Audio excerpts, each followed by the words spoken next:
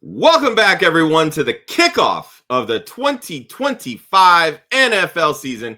We're kicking things off with a DFS breakdown of Thursday night's premiere, the Dallas Cowboys versus the Super Bowl champion, Philadelphia Eagles. We're breaking it down next.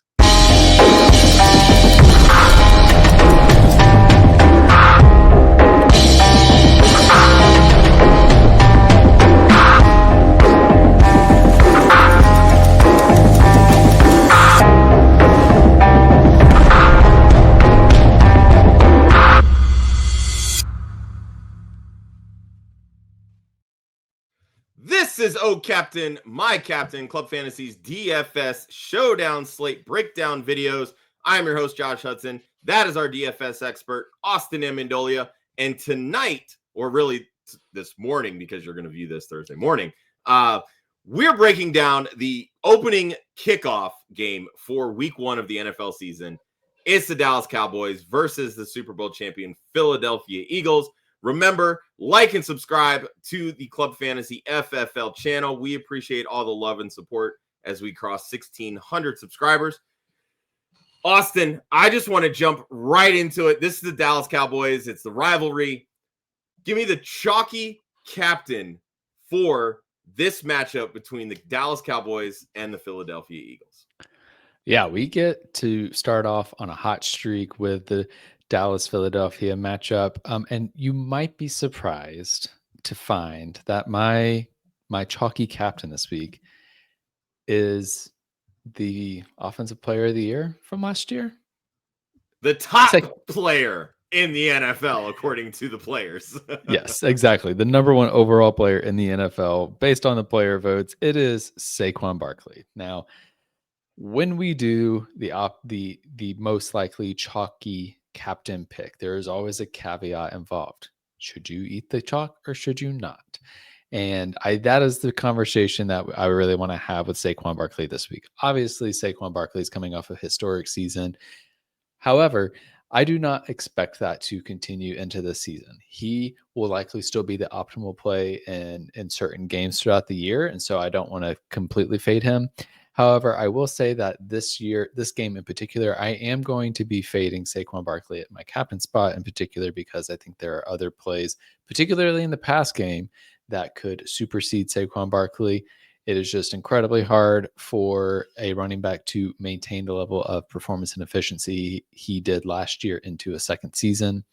I think early in the season, it's probably better odds that he is able to keep it up, and I would be more concerned about efficiency throughout the season. But for this week, I am more interested in targeting the pass game because I also think this game might be a little bit closer than the betting lines are expecting. Well, fun note about Saquon. If you do decide to play him in your captain spot, all the talk this last week was of the Dallas Cowboys trading Micah Parsons because, quote, we need to be able to stop the run. And one of those pieces they got back was former Packers defensive tackle Kenny Clark. Last year, the Eagles opened in Brazil against Clark's Packers and proceeded to run for 109 yards and 2 touchdowns, adding an additional 23 yards and a touchdown through the air. Last season against Dallas, Saquon put up 233 rushing yards in 2 games, though he did not find pay dirt. Just a little information out there.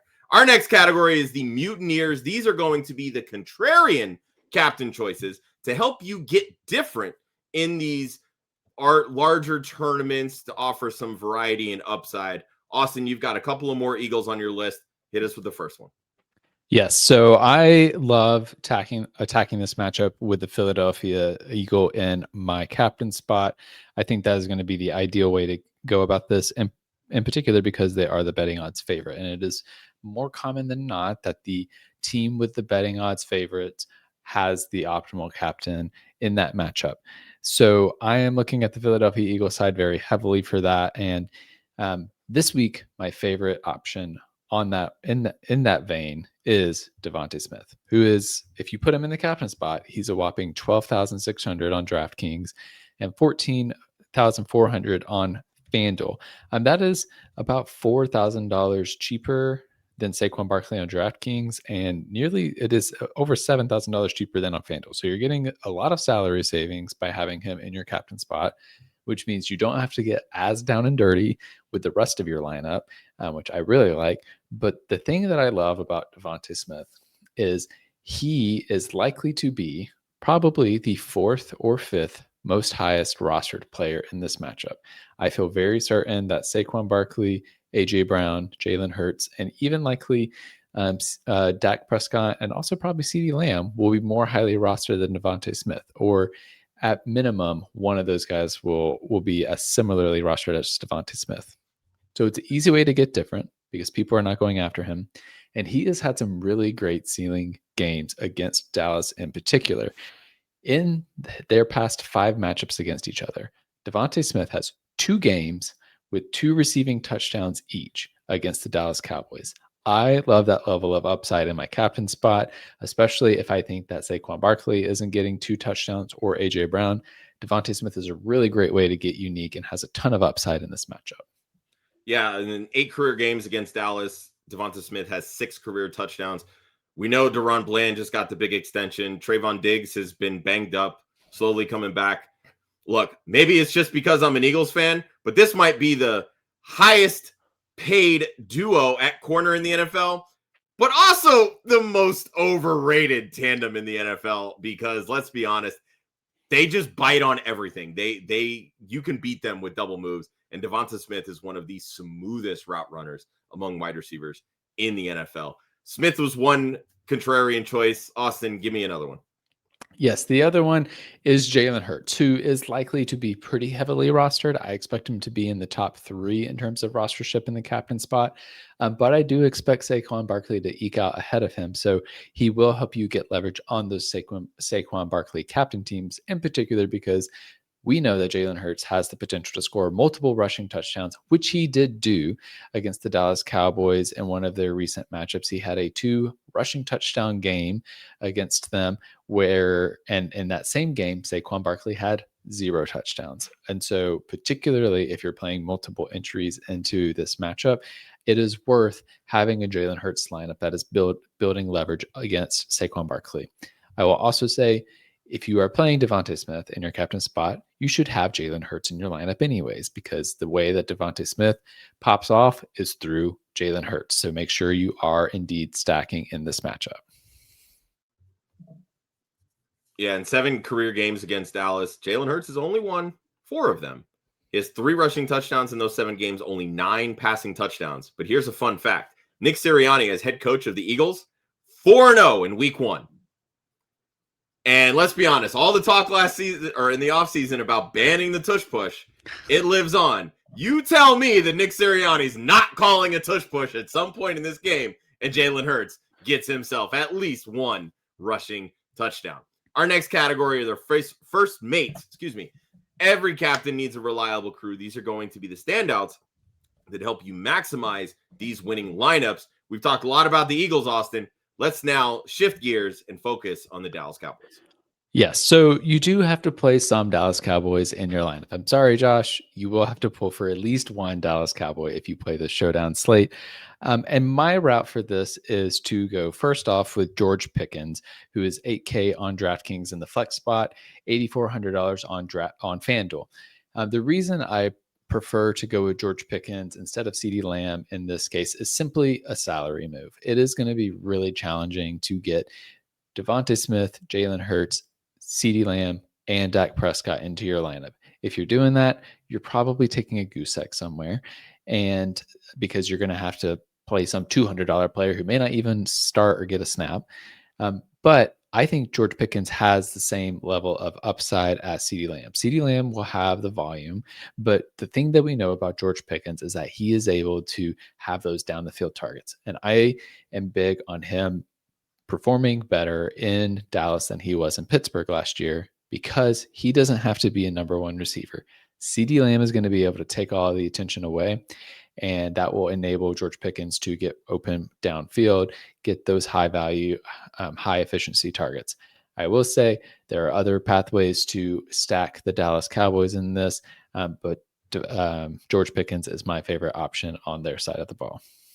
So I just want to point out, in case the general public forgot, the Eagles have two really good young corners in Cooper DeJean and Quinyon Mitchell, both ranked within the top 75 NFL players based on the player voting, right? So we know what Cooper DeJean does. Interception, pick six for a touchdown in the Super Bowl. People may not know Quinyon Mitchell's name very much because he's a pretty quiet guy. He just shows up, comes in, does the work. He absolutely shut down every single star wide receiver that the Philadelphia Eagles played last year, CeeDee Lamb included, and Jamar Chase. CeeDee Lamb plays a lot in the slot. He plays typically about 60% in the slot over his career, though last year he was only just above 50%, the second lowest slot percentage in his career. If CeeDee Lamb is lined up in the slot, there's a good chance that Quinyon Mitchell is going to be following George Pickens on the outside. I agree with you, Austin. I think this is a volume play because they're going to trade off. And quite frankly, after losing Isaiah Rodgers, their second corner spot is very much up in the air because I don't trust Adoree Jackson. I do like Jacorian Bennett that they got from the Raiders, but I think he's going to be about a month before he kind of takes over that second spot. If Mitchell follows Pickens, which they have worked on a lot over the summer and in training camp, there's a chance that Pickens puts up an absolute goose egg because Mitchell has the physicality to lock him in Quinyanamo Bay, as us Eagles fans like to say. So that's Pickens. Now let's talk about his quarterback, Dak Prescott. Yes, Dak Prescott, who is 9K on DraftKings and 10.8K on FanDuel. Here's the thing.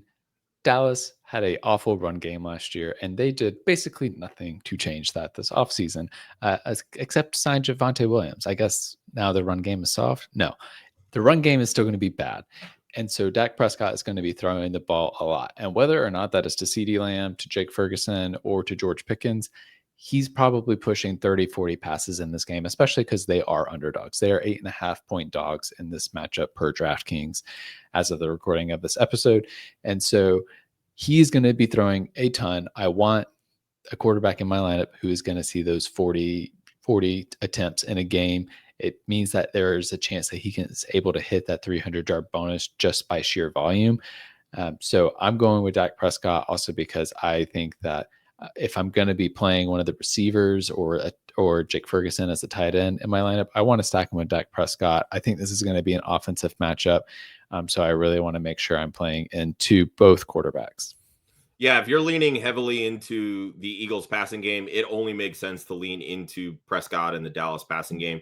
I agree, Austin. I'm all about adding Dak into my lineups here. Instead of maybe pairing him with the more expensive Pickens, take a flyer on Jake Ferguson. Philly, by the numbers, looks like they do really well against tight ends, but they don't. They give up touchdowns all the freaking time, and they have a revolving door at the linebacker position. Zach Bond is back, which is great.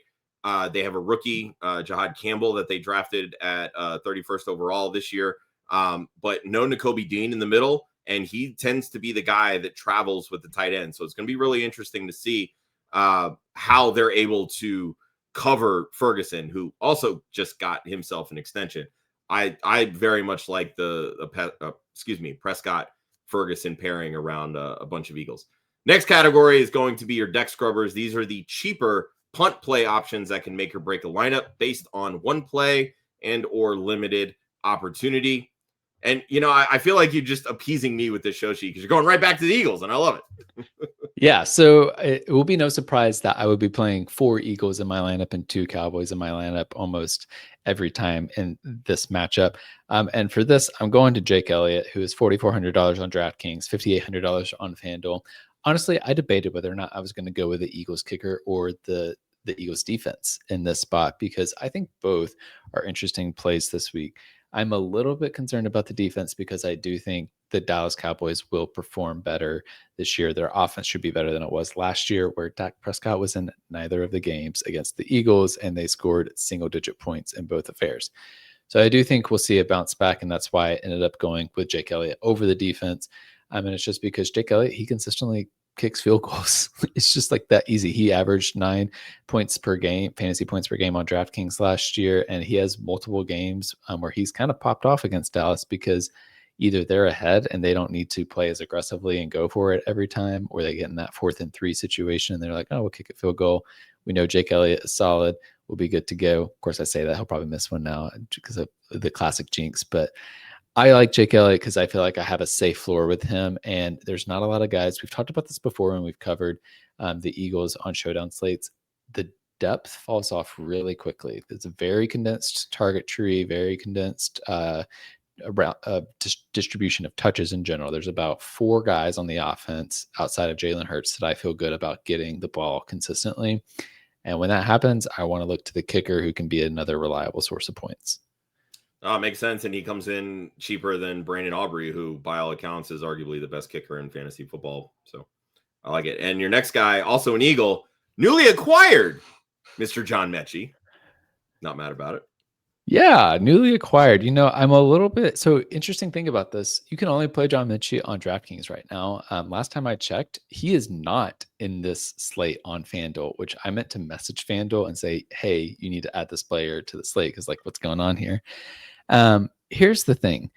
Jahan Dotson was the wide receiver 3 in this offense. And then 2 weeks ago, the Eagles said, just kidding, we need somebody else. And maybe they needed depth, but I think there might be something here, and I would rather bet on John Mechie getting 1 30, 40-yard reception and maybe a touchdown than I would Jahan Dotson. Jahan Dotson, I just don't feel super optimistic about the upside there. Of course, the last time I messed with him and gave him a little bit of heck, I'm pretty sure he scored a touchdown in the Super Bowl. So, wins and losses on my part, but I feel more comfortable with John Mechie. I also think people will be less likely to go towards Mechie. And so it's a way to get different with your rostership percentages as well. Yeah, Mechie has a history with Jalen Hurts going back to Alabama. By all accounts, Jahan Dotson has looked really good in camp. So we'll see if he's able to capitalize on, the big play from the Super Bowl. Friendly reminder, you can play these showdown slates against us over on DraftKings. You can hit the link in the description of this podcast. Come and play these showdown slates against us. I'm going heavy on the Eagles. Sounds like Austin is too. Maybe you want to get different, go big on the Cowboys and say, you guys suck. But you know what? Come on, play against us. It's a lot of fun. We love doing it. It's great. You can also hit the link in the podcast and join our Discord where we talk all things fantasy football, DFS, betting, dynasty, redraft, you name it. It's all there. Hit that link. Come join us. Talk ball over in our Discord. Austin, our final category, one of my favorites, the Kraken. This is the lineup trap that sinks the ship. And there's always a big name that ends up on these slates that is way overpriced, that people fall victim to because they know the name. But let's be honest. AJ Dillon ain't it. No. AJ Dillon is not it. Not anymore in particular. It might be easy to look at him and be like, oh, I know that guy. Legs guy. He's got those nice legs. He can fall into the end zone, right?